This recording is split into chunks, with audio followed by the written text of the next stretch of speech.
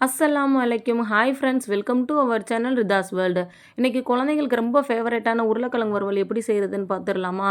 நீங்கள் உருளைக்கிழங்க தோலோடு கட் பண்ணுவீங்க அப்படின்னா, ஒரு 10 நிமிஷத்துக்கு முன்னாடி தண்ணியில் எடுத்து போட்டு கல்லுப்பையும் சேர்த்து ஊற வச்சுட்டு, ஒரு 2 கழுவி எடுத்திங்கன்னா நல்லா இப்படி வெள்ளை வெள்ளையேன்னு நீட்டாக அழகாக வந்துடும். மண்ணெல்லாம் தனியாக போயிடும்.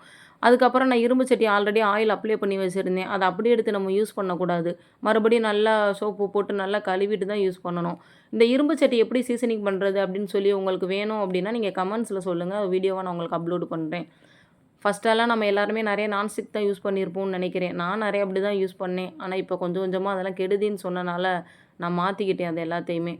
நீங்களும் அது மாதிரி மாற்றிக்கோங்க. சட்டி காயவும் நல்லா ஆயில் ஊற்றிட்டு கொஞ்சோண்டு கடுகு, கருவேப்பிலை எல்லாம் சேர்த்து நல்லா பொரியவும், கட் பண்ணி வச்சுருக்க உருளைக்கிழங்கையும் அதோடு நம்ம சேர்த்துக்கிறணும். சேர்த்துட்டு அதோட கொஞ்சோண்டு மிளகாத்தூள், சிக்கன் பொடி, கொஞ்சோண்டு உப்பு எல்லாம் சேர்த்து நல்லா எல்லா பக்கமும் படுற மாதிரி நல்லா கிண்டி விட்டுக்கோங்க. நான் எப்போயுமே உருளைக்கிழங்கு வறுவலுக்கு கொஞ்சோண்டு சிக்கன் பொடி சேர்க்க தான் செய்வேன். ஏன்னா அது ஒரு தனி ஃப்ளேவரே கொடுக்கும்.